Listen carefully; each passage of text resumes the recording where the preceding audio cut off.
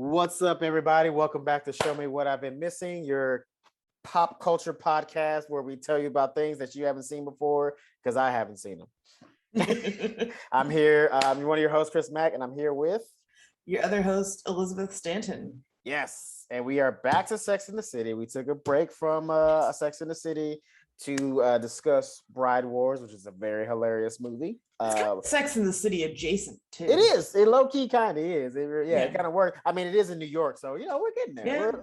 Yeah. We're still in the same world. But yeah, we're back to Sex in the City, and we are covering season 3, episode 7, entitled "Drama Queens." Drama Queens. Can I just say this up top? Yeah. Carrie's a psycho. I'm done. Carrie is an absolute psycho. After this episode, for sure, this is the craziest person on the planet. This is why people say she and Big deserve each other. Oh yes. Now after this episode, I hope that he gets her back, and I hope he fucks her up some more because clearly, like obviously, well, when we get into it, we'll talk about it. But like, let's. You know what? That's not. Yeah, let's just get into it. Should we talk about her first? Yeah, might as well. It's obviously mostly an episode about her. So we opened up the episode with her waking up in a panic. Yeah. Side note: Jean Bra. Come on, Carrie. What are you doing? Oh, I didn't even notice. Good eyes. Good eyes. Yeah, Jean Bra. Clearly psycho. Who sleeps in a Jean Bra? Only crazy people. But she's waking up in these panics. She can't figure out what's going on. She's like going through her mail, making sure she's paid all her bills, making sure she's been to all her appointments, and she can't figure it out. And then she realizes that the reason why she's been all panicky is because the relationship with Aidan is going too well. Yeah. Let me say that again for those who aren't listening. Clean your ears. Freaking out. Like seriously freaking out because her relationship is going too well. She says for the first time in her life, she's in a relationship where nothing is wrong. Cool. That seems like something we're celebrating. Right. Most people would be like, man, this is crazy. I can't believe this happened to me. I'm so happy that like there's no drama. I don't got to go through the bullshit. I know what's on so-and-so's mind. Like everything's working. Mm-hmm. He's around. He talks to me on and on and on. Yeah. And she's like, that's fucking weird. Yeah. You know who she reminds me of? Did you ever watch The Office? Yeah. Okay. Do you remember Kelly when she was what's his deal? Yeah. What's his deal? He just says whatever's on his mind. Like, who does that? Who does that? Psycho. She's totally Kelly from The Office, the Mindy Kaling character. Yeah. Yeah. What kind of game is that? Yeah. What kind of game is that? Yeah. He says whatever's on his mind. What kind of game is that? It's 100% what she's doing. Because that's exactly what she's doing. Like Aidan's like this great guy. He communicates well. He's clearly emotionally mature. Yeah. And she even says in the episode, he's everything that she wished Big would be. Yeah. And yet she's still like freaking out about it. Like to the point where like she literally is contemplating on whether or not like should she like try to start some drama just to, like feel comfortable. Yeah. That's a red flag. Like you shouldn't be in a relationship, obviously. Like you should be in therapy. Not in a relationship. I wrote down, girl, go to therapy. Girl, go. I didn't even write that down. I'm just like, yo, you're creating a problem where there is no problem, just to like feel comfortable. And then it doesn't make you a bad person, but it does make you a person that probably shouldn't be in a relationship because all you're gonna do is end up hurting this guy. I can already see it. He's gonna get hurt by her. Mm-hmm. And like, she's kind of rightfully called out at brunch. After she has that realization, she admits it like feels weird and she's so used to the hunt, aka toxic bullshit, aka games. That's what she used to do. Games, yeah. And Charlotte is like, okay, so now you're gonna want to dump him for being too good. Like what the hell? Yo, and you fuck it up with Charlotte. Charlotte's the voice of reason. Yeah, and Charlotte was the voice of reason at the table because, like, of course, you know what. That's Samantha, my girl, being supportive, being like, hey, you know what? I totally get it. She's like, if he's too good to be true, run. It must be, there will be something wrong. Absolutely. But that was, I don't know if she truly really agreed with Carrie. I think it had been in the back of her mind. She was probably like, this bitch crazy. Yeah. But like being the good friend that she is, ride or die, she supports her friend. Like, like this is how you feel. Then I'm right there feeling it with you. But when Charlotte chimes in, is like, so you're complaining that this guy is too good? Yeah. She's like, what the fuck is wrong with y'all? Like, she's like, she got pissed at the whole table. She's like, all you dumb bitches, like, we here trying to get married and shit, like trying to find the perfect shit. You both got boyfriends, that treat you well and you are happy, and you're complaining. Y'all ain't shit. Get the fuck out of town. I'm sick of your shit. I totally get that too. Look, if I was a person who wants to be in a relationship and all my friends were in relationships and all they could do was complain about it the entire time, I'd punch him in the mouth. I'd be like, shut the fuck up. Like, I have a lot of my friends are in relationships, married or whatever, and they might complain occasionally, but never like, ugh, I'm married to them and they're nice and they do stuff with me. They're not crazy. No, and I'm not talking like, because here's the thing, because he asked a question. She was like, can you have a relationship without drama? Yes. I wrote down, yeah. First of all, yeah. And the fact they're even asking that means you need to go to counseling, bitch. You're crazy. You need some help. But yeah, like the fact that like things are going so well and like that makes her uncomfortable is like, it's insane. Like, she's like, and that's the really thing to do, because like he even says later in the episode, she's like talking to Miranda. She's like he's everything that I wanted Big to be. Like, she's like, oh yeah, remember when Big wouldn't let me meet his mom? This guy wants me to meet his parents. Like, what's wrong with him? Like, that's what's basically how she phrased the question. What's his game? He like wants me to meet his parents. Like, he's proud of me. What is wrong with him?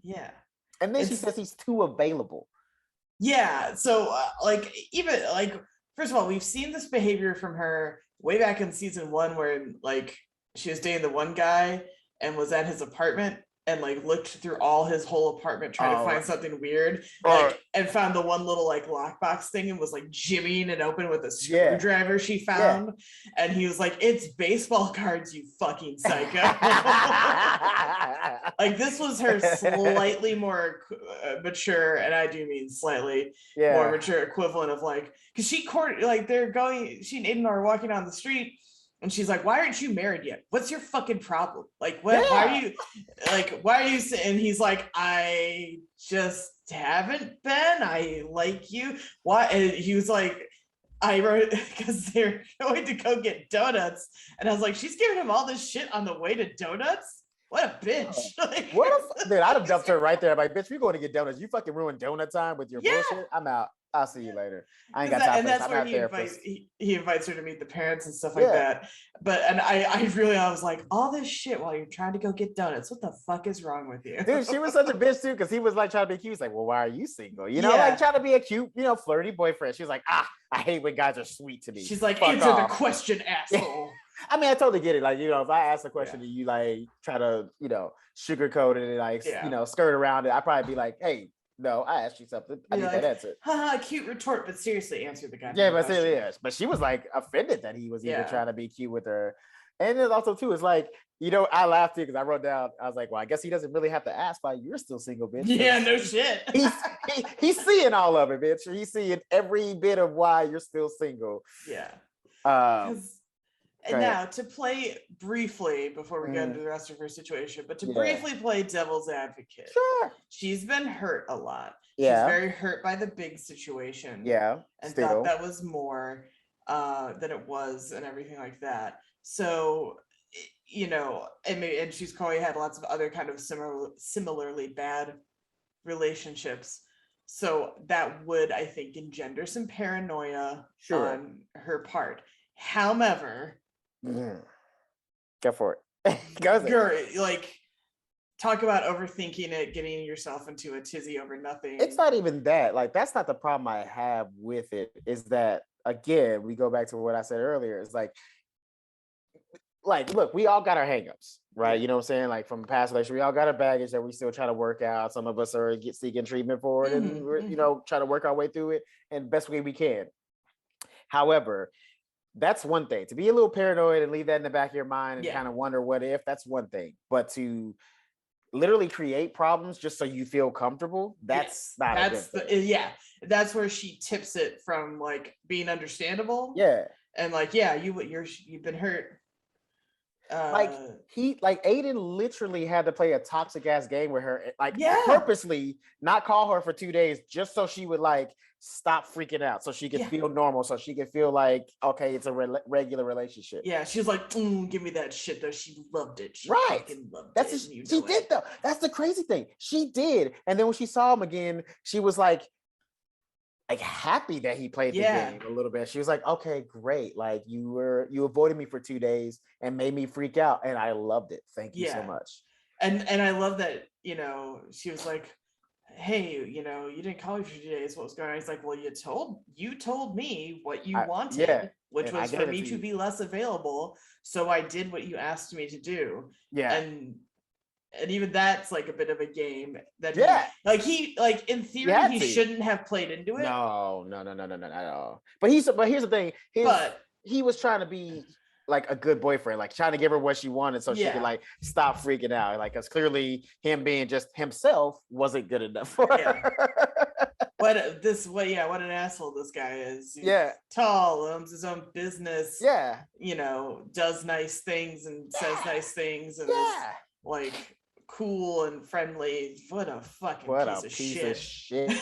He like making you happy and shit. What a taking you to donuts and whatnot. What a bastard. Making you happy while you're being a complete and utter crazy person. Yeah. Looney Tune.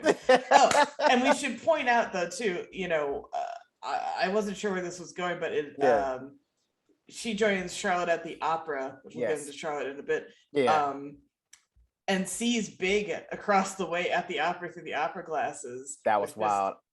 Makes her panic and leave. Yeah. And Big chases after her. He did. But he misses her. He doesn't find her. And she, you know, No. He didn't miss her. He paused. No. He let her get away. Yeah, he didn't miss her because he's psycho too. She was like maybe about like 3/4 of a way down the steps before he started down the steps. So he saw her, got about halfway down, was like, nah, I should stop. He's like, nah, I remember how crazy this bitch is. Let me go back upstairs. Yeah. He's like, wait, I'm married to a fucking model. I should go back upstairs. He's like, what about also too though, low-key? What are you doing? Why would you chase her? Why would you chase her, Big? Like, you're married. That's your wife up there. You left your wife to go down to try to hunt dodown your ex-girlfriend, which is probably why he stopped and went back upstairs. He probably realized what he was doing was like very problematic. Yeah. You know what I mean? Yeah. Like, because look, I've never been married, but I guarantee you, if I had a wife and she found out I left her to go try to chase after my ex-girlfriend, we'd probably be getting divorced. Yeah. Okay. Yeah. That'd be the first step towards divorce. I'm sorry, bro. Oh yes. And then she calls Miranda after that, and you know, tells her about seeing Big, and they agree that she finally understands she wants to be with a man who wants to be with her. And then she mentions and then Miranda's like, that's great. Do you think you should tell Aidan that? Because she woke Miranda up. And Carrie goes, oh, it's 3 a.m. I'll tell him at a more civilized hour. I went, wait, you called Miranda at 3 in the goddamn morning? I mean, that's friends, though. That's friends, though. Yeah. That's friends, though. That's like that. I don't know. That's 3 a.m.'s pretty late. Listen, don't get me wrong. 3 a.m. you better be calling me because like you're drunk and you need somebody to come pick you up. Yeah. But not to tell me about some drama shit that I low-key don't give a fuck about. You can tell me the drama over breakfast. Yeah, come on. You know y'all gonna meet up for like brunch within the next 24 to 48 hours. You're constantly... bitches are always at brunch. Yeah, you constantly are at brunch. You bitches live at brunch. Literally. I've seen these bitches have been more at brunch than we've ever seen them at their damn jobs. All right? Yeah. All of them. Miranda fucking Samantha included. Love her to death, but they stay at brunch or some kind of restaurant. Oh man. Yeah, I just I feel bad for Aidan because like if this is the kind of woman that she is going to be right now. Yeah. And also I feel bad for him because I'm sorry, she clearly ain't over the ex. No. You know what I'm saying? She clearly ain't over it because like the fact that she like bolted out of the opera theater, like didn't just run or didn't just leave. She sprinted out, like she got out there as fast as she could just because she saw them two together. Like clearly you're not over. Still, there's some feelings there, and Aidan, like that's the thing, and I think that's why too. I honestly think that's part of the reason why she's so resistant towards Aidan. Yeah, you know what I'm saying? That's why, because like who like if you're truly over somebody, you're not like looking for anything else, and you're trying to be like, this is the relationship you saying you're being looking for. Why would you get it and then immediately like I can understand like a little bit of panic just because like that's human nature. We're all a little, kind of pessimists in the back of our minds, but like to the point where you're like contemplating even break. You're almost like on the ready verge to break of like, up with them. Yeah, you're like ready to break up with them because you're too happy. That's a fam. I'm not a therapist, so I don't know what that condition is, but that's a lot to cuckoo bananas is what that is. Maybe that's what maybe that's what New York dating does to you. Like maybe that's what, I never dated in New York, so I don't know what it's like. LA dating too, I'm sure. No, you know what though? Real talk. When I was in New York, I talked to some people about dating. We got it easy. Really? Oh, I heard some crazy stories, Elizabeth. Oh, boy, okay. Oh man, trust me. Off air, I'll tell you some things, but because I don't want to take up the time here, because I don't want to get anybody's information out there. I ain't gonna say no names, but yeah. I mean, it's still fucked up here, but like there, it's like 3 times that. Oof, okay. Mostly, a lot of guys are just trying to date girls just so they have a place to live. Just saying, there's a lot of that going. Which here's the thing: I've been in New York. I get it. I get it. Yeah, I get it. Like, listen. If there's any reason to be in a relationship, at least to have a home. And I'm like, not when you're both doing better financially, Oh man. Well, and then one other thing, 2 other things about Aidan, and then we'll move on. One, I wrote down we need to talk about his outfit when he is with his parents for breakfast, because my man is wearing a backwards baseball hat, aviators, like in this loose shirt. He looks like a stretched out, like fake teenage skater. It was the weirdest thing I've ever seen in my life. He did. He was dressed like a college student coming home to do laundry. That's what he dressed like. I wonder, maybe that was intentional because it was the parents, but I know. Oh my god, because he's like, again, he's a tall, good-looking dude, and they made him look like a fucking doofus. I mean, low key, all his outfits in the show so far have not been great. Like he's in a denim shirt a lot. But not like a cute denim shirt. No. Like guys can wear denim shirts that can look kind of nice, and a little stylish and stuff. They're trying to make him, I guess, like more rugged. Yes. But here's the thing. He doesn't have a face that says I'm rugged. He has a face that says I'm trying to be rugged in the city. Mm-hmm. And that's how they're making him look. He is manly, but like softer features at the same time. Like this is a guy who like probably knows how to work with his hands, but he ain't like, on an oil rig out there somewhere, or like fucking cutting down lumber himself. Like, you know what I mean? Like, because I know he makes the furniture, but he ain't out there chopping the trees that the furniture came from. You know what I mean? That's what like they're trying to make him like he's that guy, but it ain't. And then my other note is the Aidan not calling her is, I think, a sign of, like I said, where some people don't like Aidan because they feel like he pushes Carrie into a mold of how he wants her to be, like with the meeting parents and stuff like that, while she's hesitant, but he's kind of pushing it until she kind of breaks down and does it. So sort of like making it's his idea, but he kind of works it so that she agrees to do it. This is, to me, just what I was watching it. First of all, the people who see it that way are the same people who think Kelly was like a good, awesome character, like she had it all that shit together. Because if you think that him not calling for 2 days a sense form of like manipulation to get her to do what he wanted, it's insane. I don't think it's the not calling so much as the like pushing the meeting the parents was more like he's kind of maybe pushing her a little too early. They've been together 3 weeks. 3 weeks, yeah, that is a little too quick to meet parents. That's pretty fast to meet the parents. Yeah, but even as an adult, that's still And we, like we were saying, he's rugged, not rugged, but he seems a bit traditional in some ways. So I think, like I said, this is not the defining thing, but when I mentioned it last time and it was on my mind, what do you call it? I think this is an indicator of that kind of thing what people have talked about, where Aidan likes Carrie a lot and loves her or Yeah. whatever, but wants her to be a certain way, and like some boyfriends kind of push you to be who you aren't. That's interesting. And they don't, and so they don't like Aidan because he's not accepting fully Carrie who she is. Now, unfortunately, though, Carrie who she is a little crazy. So, you know, is it beneficial or not? You know, it. I don't know. So this is, but I still overall I like Aidan. I like Aidan better than Big. That's interesting. I don't see him as the. I mean, I can see him being that way, I guess, by accident, because he's just kind of like an It could imposing be, guy. You know what I mean?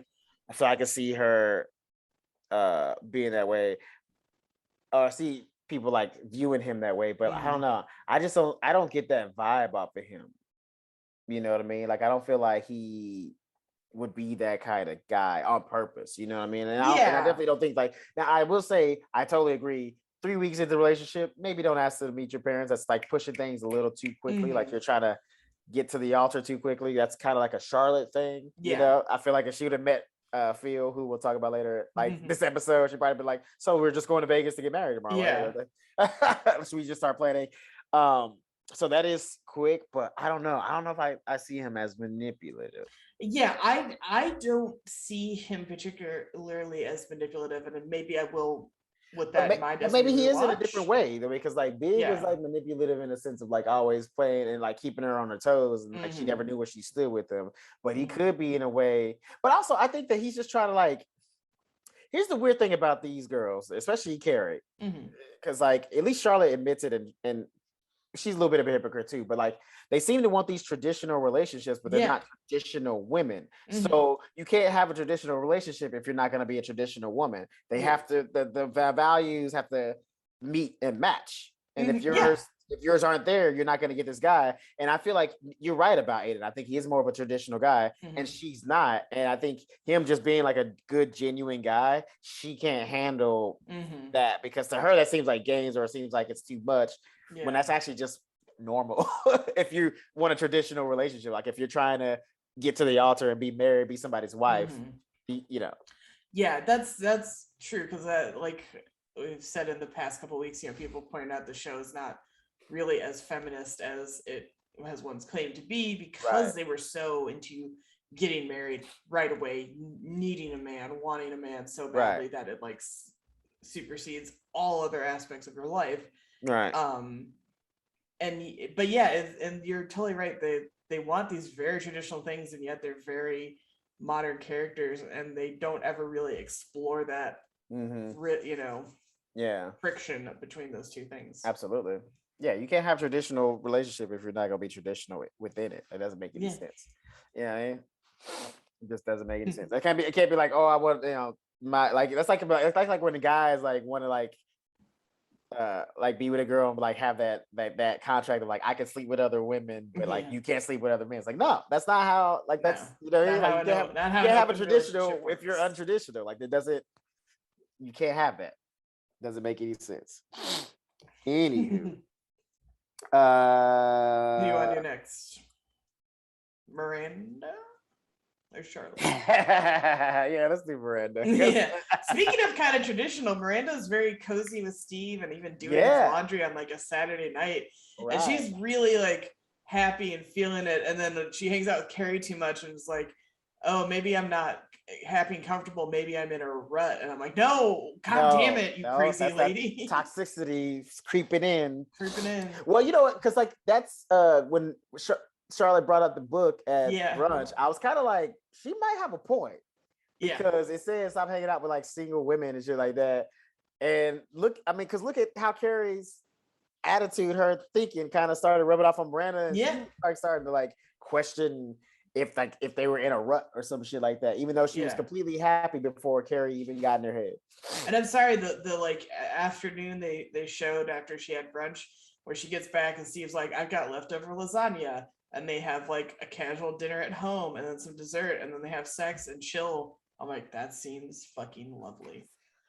I was like, the fact that she was like mad about that, I was like, that sounds like a bomb ass. I was like, that sounds lovely. Yeah, Like a you mountain came of home. love. You didn't have to cook dinner. It was Yeah. all you had to do was put it in the microwave. They didn't even use ate. plates. They didn't even use plates. They were like, it's so casual and like, let's save the labor. Yeah. Yeah. And then y'all had ice cream, and then you had good sex. Not just sex. You had good sex. Like you both had orgasm. At least everybody came. As far as how they portrayed it, like both parties were pleased. You watched some TV, you fell asleep. Yeah. I'm sorry. I didn't hear anything negative in that whole list of things. Yeah, sorry. Is there something bad about any of those things that just happened? Yeah, am I crazy? Did I miss something? Where was the negative there? That sounds like I'd commit crimes to get that evening. Yeah, exactly. I will say this though. Yeah.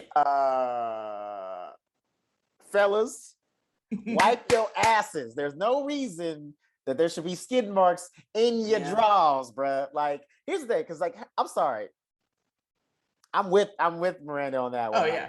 Yeah, here's the thing. I understand we in relationships, we get a little comfortable and shit like that, but there should, like she said, there should never be a comfort level where you stop wiping your ass, all right? That's not intimacy. That's just nasty, nigga. Like, stop that shit. It's so gross. And like, it was like, she was like holding him up near her face too, and she picked him up and she had to be like, whoa, like, yeah. So nasty. It's so alarming that we on the show I work on, and just different things I've read about like the amount of people not wiping and or washing their ass is too damn high. Like, bro, I got toilet paper and baby wipes in the bathroom. What's up? Yeah, clean butt club. Ain't no. I keep it. Yeah, until we come out with a clean run, so to speak. Right. Yeah, you're not done. Yeah, you're not done, son. If there's color on the toilet paper, you gotta keep going. All right. Yeah. You go until there's no color. That's where you go. And that's the thing. Well, never mind. And also, ladies, you know, in my foul youth, you get some stains from not your butt, but from somewhere else. Right.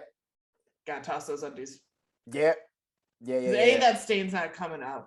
Good luck. Right, like that. Yeah. Absolutely. B, never coming out. You just gotta kiss him goodbye. I mean, there is something to be said for saving wrecked underwear for that week out of the month, right? Because then you won't wreck a nicer newer pair. Yeah, that's different.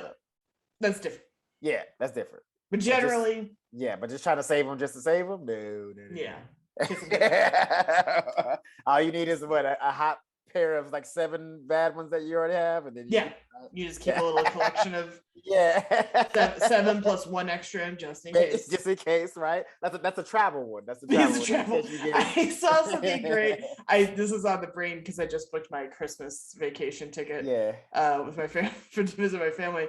But I saw this ages ago, and it's so accurate. It's like, why, when I pack, do I pack underwear like I'm going somewhere for 3 days, so I'm going to bring 9 pairs of underwear as if I'm going to piss myself all day, every day, 3 times a day, and need to change my underwear. They're like, where does that come from? Listen, I don't know where it comes from, but I always pack extra underwear. Like if I'm going for 7 days, I'm packing at least 8 to 9. Yeah. I don't know. It's just, you never know. Yeah, absolutely. Yeah. You never know. Yeah, you never know. Listen, especially when you get in your 30s, sometimes that laugh might be, drop something else. I mean, it's with not to get dark, but this is true. With chemotherapy stuff, you can't trust a shark, my friends. Nah, you never know. You never know. Could be packing heat. Yeah, you also never know. You nasty motherfuckers out there, especially men. If you know you don't wipe your ass good enough and you know you got street marks, don't let your girl wash the fucking underwear, you piece of shit. Stop that shit.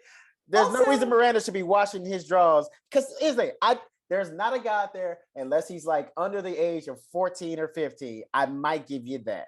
But 15 and above, you know you be having streaks. You know how well you wash your ass. Don't let the girl wash your drawers. You wash them nasty shits. Also, if I may, maybe don't buy stark white underpants. Maybe. Also, too, yeah. Because here's the thing. Even if you There's wipe your like ass gray good or enough, I black feel or like blue or yeah, something. yeah, you never go pure white. Because pure white, no matter how many times you wipe your ass, you're gonna have streaks. Like it doesn't matter. It's just the mere fact that it's touching your butthole is gonna give it a streak. So I feel like you can hide your nastiness a little if you. Well, I mean, here's the thing. It's kind of like, you know, it's like one of those things where it's like you, even if you do the baby wipe thing and shit like that, like after you know, move around a little bit, get a little sweat down there, you get the streak. So at least with a colored pair of that sounded racist. With a colored pair, but with a I believe in underpants equality. Yeah, if you get at least something that's like a darker shade, you can get away with this, like the sweat streak or whatever. But yeah, white, bro, come on. Everybody has streaks in white, period. Yeah. Well, I gotta call Miranda out though for being gross, because on that beautiful, comfortable evening after they had sex and they're watching TV in bed, she was clipping her toenails in bed right next to him, and I was like, Jesus, no, that's nasty. Don't do that. Wait, I can't hit it on her for that. I can't hit her with that one because I've definitely done that. No, that's called intimacy. It's called intimacy, Elizabeth. All right. Oh, don't do it. I did. This is funny. An editor I worked with at my old job, they had edit bays, you know, that had these doors you could close and stuff like that. But I knocked and came in, and my guy was full on clipping his toenails in the edit bay, and it was like I was like, you're at work, ew.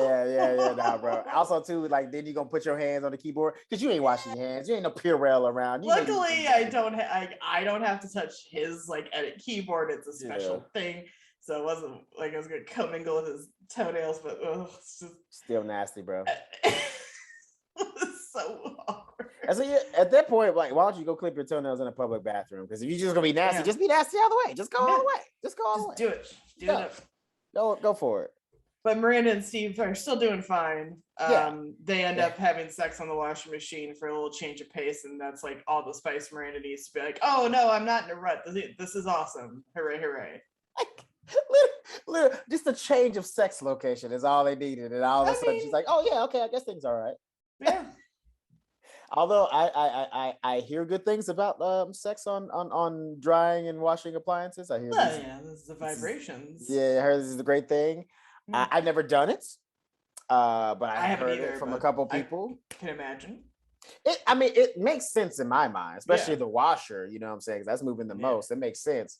The agitator, if you will. I guess I've never done it because up until now, I never had a washer or dryer in my house except for when I live with my parents, which I'm not gonna do that. I guess fuck on your parents' washer. Not trying to die. Yeah, not trying to die when my mom catches me. Secondly, and then the place I did have a washer where I could have done it as an adult, it was a shared laundry room, and I'm pretty sure nobody wants to walk in on nope. You know, somebody having sex on the washers. I'm pretty sure that's illegal. I'm pretty sure it's illegal. So that would be technically sex in a public area. Yeah, so don't do that. Yeah. So you know, maybe one day when my finances are better and I own a home and then I have a washer and dryer, maybe not the double decker. That's what I have. That's what I have right now. Yeah, that's what I have right now. Really bone on that. Like I may be late against it, but like who's trying to hold somebody up that long? Also, it's in a closet, so you'd have to open the closet door and then like leave the closet door open and let the washer and dryer tower do its thing. It's not going to work. Way too complicated. Yeah. It's a no-go. It's a no-go. I mean, listen, for those out there, if you're adventurous, go for it. Tell us in the comments. If you already done it, tell us in the comments. If you've had sex on a washer, period, tell us in the comments. Definitely got some questions for you. Love that. May tag us in that shit. Yeah, please. Yeah, super tag. Like tag one of us at the May tag. It's the brand. No, May tag. But also tag us in the comments so we can see that shit. Because we want to know. Dumb. Anyway, so that's all for Miranda and Steve. Let's move on to our girl, Charlotte. Well, let's get Samantha real quick too, because she's a quick story as well. I feel like her story is quick. Oh, Samantha's is super fast. Actually, I do want to end on Charlotte for a reason that I'll tell you when we get there. Yeah, for sure. So Samantha is not involved in any of the action, which just reiterates that this is only her partial friend group. Right. But she finds a doctor who likes to take Viagra and get his boner popping. Now, here's the thing: but he doesn't take it because he needs it. He takes it just like to give him an extra boost, which again sounds like addiction, aka steroids, because it feels like that's what. So you're basically like you're taking a sex steroid, is what you're doing at this point. If you're taking which incidentally happens to Samantha because she takes one and gets hooked on having sex with the Viagra. Now, I Googled this. Fucking not even remotely close to reality from the sounds of it. First of all, because I have a story around that, and I'm curious. So from my very cursory Googling, but it's like reliable articles and stuff like that. Okay. First of all, no, Viagra, the way they showed taking Viagra, it made them act like they were fucking high as shit, like they're on like Molly or X or something. Well, if you're coming a lot.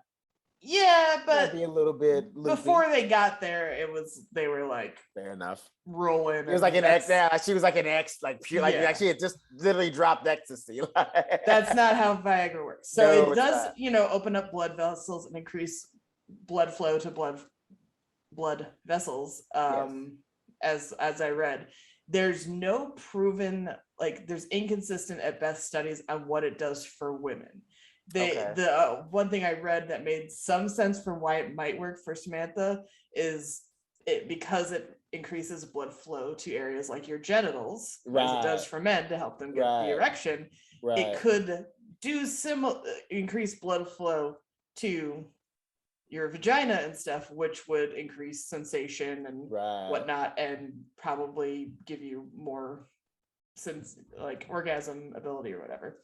But it's inconsistent at best. They don't know it, and it just doesn't like the way they showed it. Is they made it seem like it was a truly magical pill. Now this episode, probably women all over the place were like going to get Viagra and trying it at like before sex for sure. And this episode came out in 2000. Viagra came on the market in 1998 when the show debuted. So it's been out for about 2 years. And is so at that point, so that's when what do you call it? So I can imagine it wasn't in the immediate sexual zeitgeist, for lack of a better pretentious sounding term, in 98, and it was I think it truly became like a pop culture thing at this point. And so that's why it's in this episode 2 years after it came on the market and people knew more about it. It was it was being advertised, and when they had all the knockoff pills, all those weird, and there were an endless amount of boner pill commercials at my tender age of like 13 to 14 on TV in the early 2000s. Why? Yeah, that's interesting. I didn't know it's been so long. And so that's at the beginning and end of Samantha's plot. She gets a prescription for Viagra, which I don't know why anyone would prescribe it to a woman, because it's not generally prescribed to women at all. I think he just wanted to just get the hell up out of there. Yeah, and they make her act like a junkie, like a pill addict. Yeah, like that's what. Because I do have a story, because there was this girl I knew in high school that said she had took Viagra. Mm-hmm. Like, I don't know. I can't remember the story of how it came into play. I think like somebody brought it to school and she was curious to see if it would work on a girl, and she took it. And she said, though, the entire day she was like dreadfully horny. Like she could not think of nothing but sex. Like she couldn't even this is in high school? Like this is in high school. Oh my God. This is about, I want to say junior year, maybe senior year. No, I have. So did you see her take a Viagra? No, I didn't see her take it. Okay. She was telling me, like, this was like the next day, whatever, like I seen her or whatever. Because she was just like, I don't know why she told me this story. I don't know why she told me. This feels like some teenage exaggeration. No. I swear to God. She told me. I don't know why she told me. I can't even remember like how we even broached the subject or how it even came up, but like she told me about it, and I was just like, why would you take that? And that works for like men's boners. She was like, no, it works on women too, because I was like horny all day. Like I couldn't think of nothing but sex I couldn't read my paper. Like I literally had to like leave class and be excused to like go to the bathroom and like put water on my face because like I couldn't think of nothing but sex. And I was just like, oh, that doesn't seem like a thing you would want to do during the day at school. Like I wasn't fascinated by the story. I wasn't like, oh man, I wish I was around. Like I was just like, that just seems stupid. Why would you do that?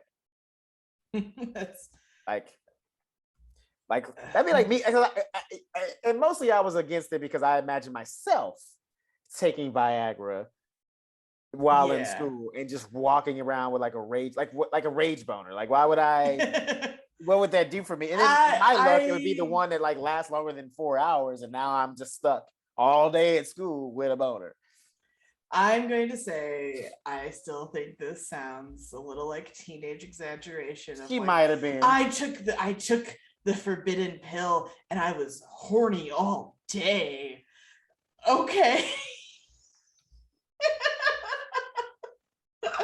It might have just been straight up hormones in general. Yeah, that's what it sounds a little more like. And that's where you got to put a little bit of an asterisk on it because big asterisk. Teenage hormones maybe played a factor in like the effect of the Viagra, if it even affected her. If it even was taken. Well, I don't know. Was it like her dad's Viagra? Did he have it? No, so like somebody else had brought it to school, like some other guy, some other guy's dad, other guy, probably his dad's or some shit like that, brought it to school. Like, you know, teenagers, we bring stupid shit to school and try to show off or whatever, right? And I'm assuming out of that, like, it was probably, I feel like there was a dare involved. Probably dared her to take it because, like, I don't feel like that's just something you're like, oh, let me try it. Like, you got to be dared, and then she did it, and then that was her effect. But it also could be like a placebo thing because she took a boner pill. She's like, oh shit, I'm gonna be horny all day, and then she like thought of nothing but sex. She was horny all day. Yeah, so it's hard to really put the science in that equation. And I have to make one correction here within the episode. Oh, by the way, this girl is a Dallas Cowboys cheerleader now.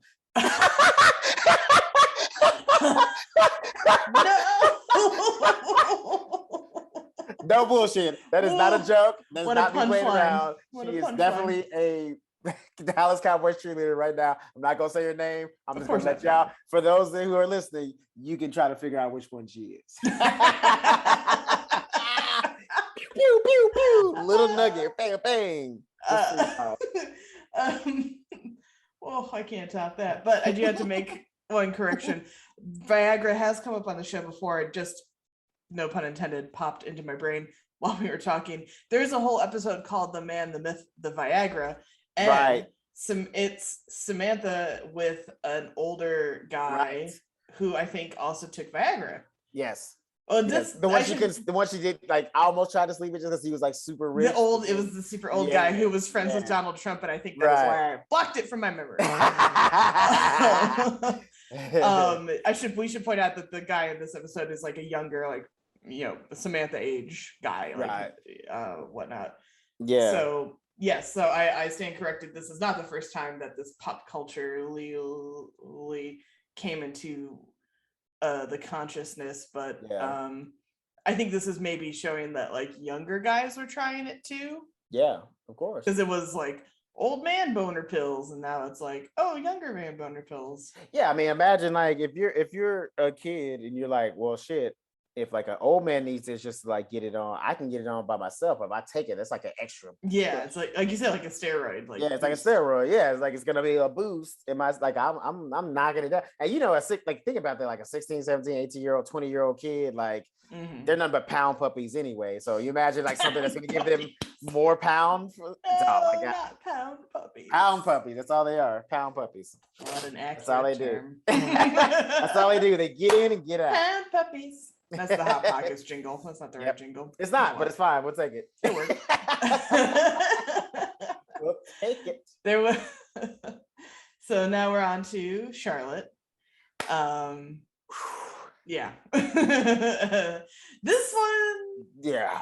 So at the brunch, Charlotte's got this book about like basically finding a guy like a job, like take your professional like skill set from your office job or whatever, and translate it into finding a guy, which they do say like I've heard people say, when you're dealing with apps and stuff, Yeah. You got to put in time doing it to like make it work, like almost like you're job hunting and you got to spend time looking for a job, which is so grim to me though. It really is. Like, it depresses the fuck out of me. Like I'm so on bad. apps and stuff and whatnot, but I do it intermittently just because I'm like, that's not my idea of like a relaxing evening, is reading profiles and swiping left or right while I'm watching TV or what. Like, whoa, what a chore. And then sending messages to try to like initiate conversation and stuff like that, because I want the world to know that I do send first messages. I'm not someone who like who refuses to do it. I pound it. Trying to pound it via I appreciate Zoom. that so much. I'm not perfect about it. I don't do it for every single person, but if it's someone I'm like into on the app, I will send a hi there. Give me another one. Another one. Or I'll send something specific. I'll have read the profile because I like funny and personality. And if you put personality in the profile, I will respond to something in the profile, which I'm starting to wonder if that works at all. Most of the times I feel like the hi there's get here's the thing. You got to make sure. Here's the thing. It's good. No, keep doing that. Respond with something in the profile, because if that's truly who this person is, they'll know what you're saying. If they have to be like, what are you talking about? That means they just made up some bullshit to sound interesting. And that happened to me actually hilariously. That's just a good way to siphon through all the bullshit. See, this guy made some joke about like a Miley Cyrus song. Mm-hmm. And I made like a further detailed joke with like a song lyric. He was like, what are you talking about? It's like, it's the thing you said in the thing. And they were like, what? And I was like, I'm not a Miley Cyrus fan. I don't presume this person is, but if you're making like that joke and I'm returning this other pop culture element of it, like, right, I would assume you kind of know, like, where'd you get the joke in the first place if you didn't know anything about the Miley Cyrus? It was like a party in the USA joke or something like that. Oh man, that's my go-to karaoke thing according to my profile, and it is because I sing. It's a great song. It's a great song. I'm not mad at it. So yes. So the fact though that you have to approach finding a boyfriend or partner or whatever, like a job is yikes. And this is why I want to outsource it to a matchmaker to do all that goddamn work for me. Correct. Yeah. That I can get behind. I totally would do for sure. I want the matchmaker to go through the profiles and do the swiping and look for the similar interests, and then just be like, here, go this place at 7 on Saturday and see what happens. Yeah. And then I can sing the song from Fiddler on the Roof. Matchmaker, make me. Copyright. All right, that's our show. Good night, everybody. No, but here's the thing though. Charlotte, she's ready for the task. She's like, she can't wait to. She literally says like, this is my full-time job now. Like, this, it's like find a husband. But she to give a little bit more context, because the book says to hang out with more married people. Yeah. And she says that married people's single bachelors are like an untapped resource. And that's why she's gonna start hanging out with Dennis with married people. Yeah. Which I kind of want to go with.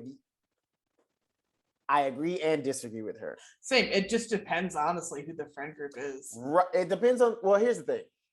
It depends on the friend, and it depends on like the person that you know, like what their relationship is like. You know what I'm saying? Like I have I have friends that are cool with me, and I respect them as dudes or whatever. But like I know they don't treat their girl cool.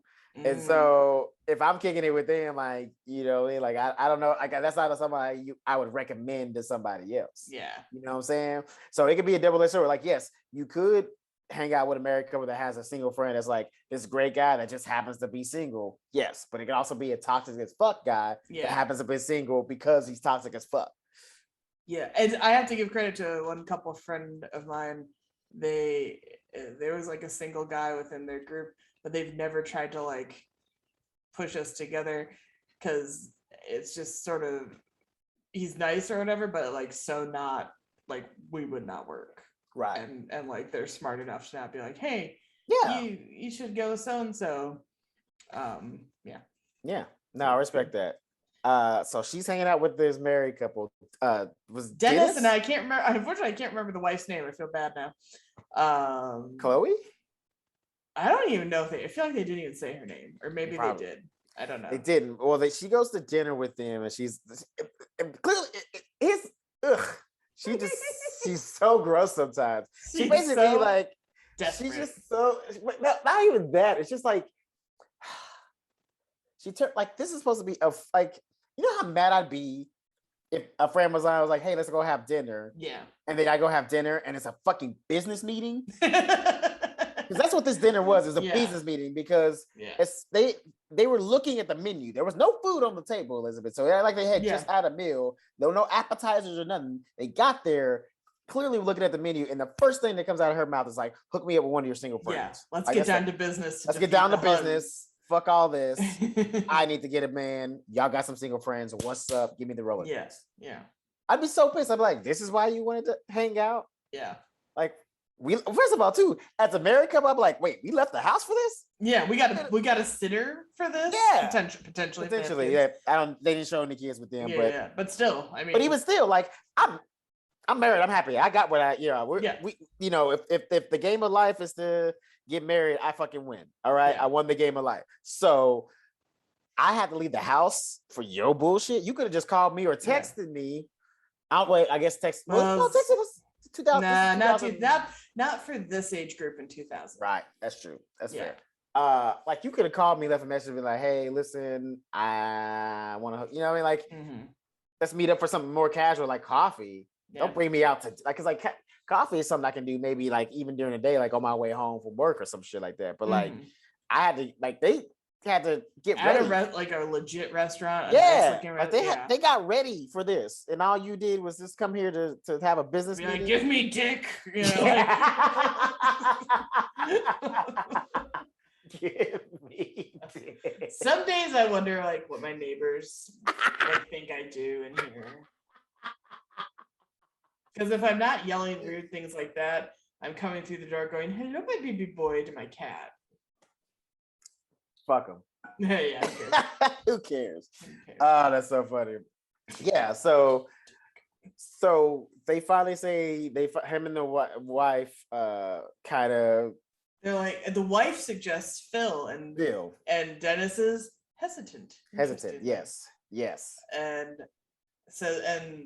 Charlotte says, "Great, I will call you tomorrow for Phil's details. Yes, we'll get this sorted out. I have tickets to the opera on Saturday. I'd love to go with him." Now, she gets blown off. They don't respond the entire like week leading up to Saturday. Right. Like she leaves them, but she also takes it way too goddamn far. Yeah, she leaves like a ton of messages. Yeah, but that's still also weird that he wouldn't call her back. Like that's it was like weird because I was thinking that the whole time. I was like, and maybe they're doing her a favor. You know what I'm saying? Maybe Phil's terrible. Or maybe they don't really fuck with her like that because you know she brought him to a business dinner, claiming to be a friendship dinner. And he's probably like, "Man, fuck this bitch! Like I'm not gonna get her. I'm not gonna hook her up." But that's not the case, as we learned, because so Saturday night, Charlotte calls from the opera one last time. And Dennis scoops up that phone when it's going to voicemail, like, hey, yeah, no, you'll meet Phil tomorrow at such and such time. Right. Don't you worry. And so she gets to the bar looking for Phil, and Dennis is there, and she's like, "Oh, are you going to chaperone?" He's like, "No, because there is a Phil, but he's not coming. I like you. I don't like my wife anymore. I want us to go out." Charlotte slaps him and is like, "Don't cheat on your wife, but I'm not going to be another woman." Yeah, first of all, totally agree with the slap. I mean, I know it's technically illegal, that's assault, but fuck that. Like, he had it coming. I wrote that down. I was like, this dude is a fucking creep. Yeah, huge creep. In what world did you think Charlotte was gonna be like, "Oh yeah, okay, right, yeah, I'll be your mistress"? Yeah, we had one business dinner. Like, first of all, clearly, and I said that in my head. I was like, there's no way this guy can truly believe he's in love with her, because if you were truly in love with Charlotte, you would know her well enough to know that idea would never work out with her. She would never say yes to that. She would never be on board with her. You know how traditional this girl is as far as like meeting a guy and marriage and the white picket fence. Like she's literally every cliche about how people feel about marriage. And you think that she's just gonna be your mistress. You think knowing how he made it sound like he was gonna leave the wife for her, which still, regardless, she would not accept that. Yes, she would not accept that. She would not be okay with that. Even it doesn't matter. She don't like. Even if he had the paperwork with him in hand, signed and ready to go, she'd be like, "Get the fuck out of my face!" Still, there's no way that, like, that's what I'm saying. Like, so I don't think that he was truly in love with her. I think he was just wanted something. He was looking for a way out of his marriage. That's what he was trying to do, and she was gonna be the river, or the boat to get across that river to the divorce. Like, because he probably doesn't have any real reason to divorce his wife other than he's just being an asshole. He's just a piece of shit, clearly, because he thinks he's just gonna cheat on his wife with her friend. I mean, I know some people out there that would do that, but Charlotte ain't that girl. You know that, bro. But so Charlotte flees the bar dramatically, because this episode is drama queens, and that's supposed to be part of the theme. So she flees to get a taxi and falls into the road. It's not too dramatic. He was kind of chasing her, so no, I don't blame her. That was the right amount of drama. But the fall into traffic is the dramatic part. True. Yes. And the cab stops, and a tall, dark, and handsome doctor gets out of the car and says, "Hi, I'm Trey," and she is so happy now. Trey's sticking around. I happen to like Trey. You'll learn more about him. I can't see him as nothing else but the captain from How I Met Your Mother. As soon as I saw him, I was like, the captain.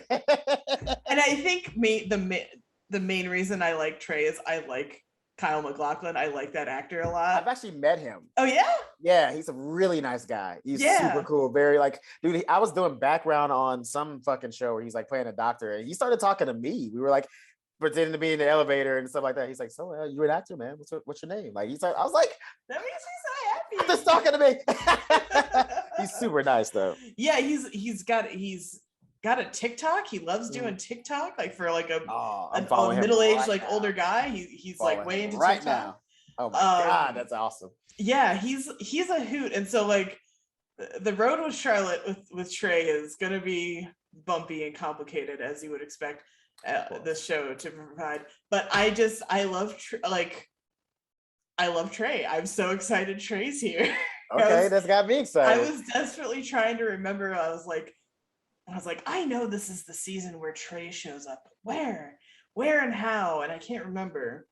Well, you know what? Honestly, I'm kind of excited for Charlotte to finally have somebody. Just because like she's kind of the only, other than Samantha, who doesn't want a full-time relationship. She's been the only one who's like just never had anyone long-term. Miranda's had Steve, Carrie's had Big, and now Aidan, and Charlotte has had to cycle through, weirdo after weirdo after weirdo. Well, also it's just a thing of like, even though Charlotte is fucked up in some occasions, especially with like the used fucking date party thing, like that was probably her biggest thing that she ever fucked up. But like on the other side, like low-key kind of feel sorry for her. Like she's been through a lot. She's been through a lot. Like let her have. The girl's been through a lot. Give her at least three. Like give her like at least like a 3 to 6 episode run of happiness. Like just something.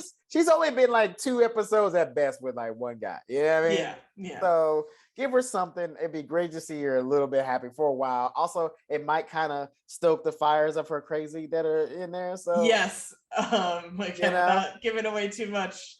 Charlotte's gonna come out of this looking normal. That's all I need for her.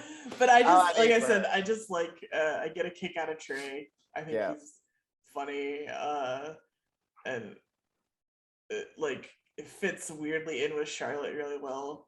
Because this doesn't give anything away, but he's a doctor. He's blue-blooded, like old money. Like totally her type. Right up her alley. Yeah. He probably has a number next to his name too, doesn't he? I don't think he does, but he very well could. He probably But yes, does. Trey I'm not gonna look it up. But Trey McDougal is here, and I'm so happy. oh, McDougal, he's definitely McDougal. got a junior or a the seconds by his name. Yeah. Good times. I love Trey. Yes, I'm excited for the Like captain.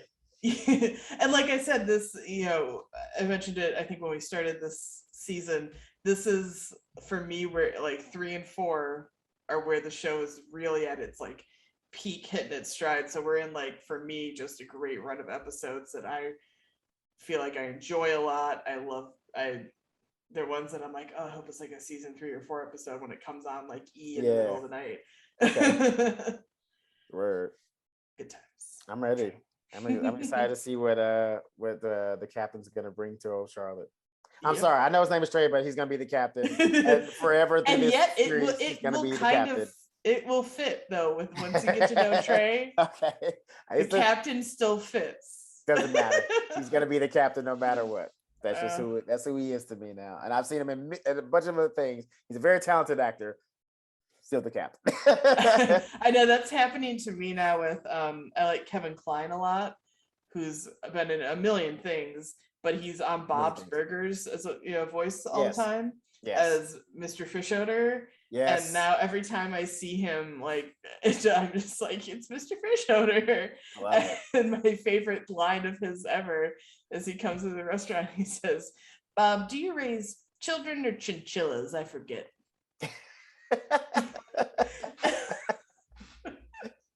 I can hear him saying it, and it makes me funny. laugh. It's my favorite line of his, like, of all time in that show. It's so good. So and like I caught like the Beauty and the Beast live action one, and he's Belle's dad, and the first thing he came on camera, and I was like, Belle, do you raise chinchillas or children? I forget. Holy shit, he is that. Oh, so yeah. So anywho, a lot of fun times ahead for the gang, ourselves included.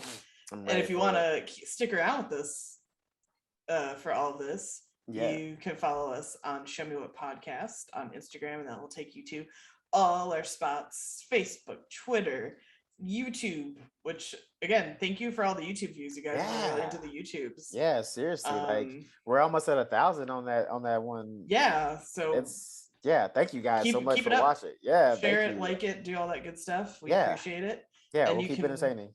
Yeah. And you can you can find me at Elizabeth Movies on Twitter and Instagram and TikTok. Yeah. And Chris, where can they find you? You can find me everywhere at Mack Diddy Combs, MackDiddyCombs, Mack Diddy Combs, or you can just type in my name, Chris Mack. There's a college professor, a scientist, and me. College professor, a basketball coach, or college basketball coach, and me. So I'm actually much harder to find on Google. And the other two are white. So if you see two white guys, you got the wrong Chris Mack. You got to look for a black guy. All right. Well, there's famous suffragette Elizabeth Cady Stanton, and then there's also some other young media personality girl who's like easily 10 years younger or more than me, also called Elizabeth Stanton, and she had a show called Elizabeth Stanton's Big World, which people have taken screen grabs of and sent me. I've been like, this you? And I'm like, no, you know. And I was traveling. They were joking. But what if it was? They were 100% joking. I met her one time. I met the other Elizabeth Stanton at a red carpet thing. And like Highlander. I did the Highlander joke, and she didn't get it, but the guy with her laughed, and I was like, all right, well, this is why there can be only one, and it's me. Yeah. Sorry, if you don't get that reference, you're not the one. Also, I mean, like I said, in all fairness, she's like 10, 15 years younger than me, so I don't care. I think it's a little outside of her wheelhouse. Still a classic movie. That's her parents' fault for not showing her Highlander. Okay, it's an awesome movie. And we'll do one last quick plug, as we always do, for the Arlo Australia candles. We'll have all their info in the show notes. They're on Etsy and Instagram, and you can use promo code ShowMeMiss, all caps, to save some money on some candles. And there's special holiday scents, all natural supplies and sources and all that good stuff. that you Yes. want out of a candle. And as I've said before, I'll say it again, smell better than Bath and Body Works. Burning mine right now. It smells so good. Man, my room smells like straight up dude. Now it smells like dude, and like maybe a girl has been in here once or twice. Lovely. So, you know, hey, it's an improvement, baby. That's all. And on that note, we'll see you next week.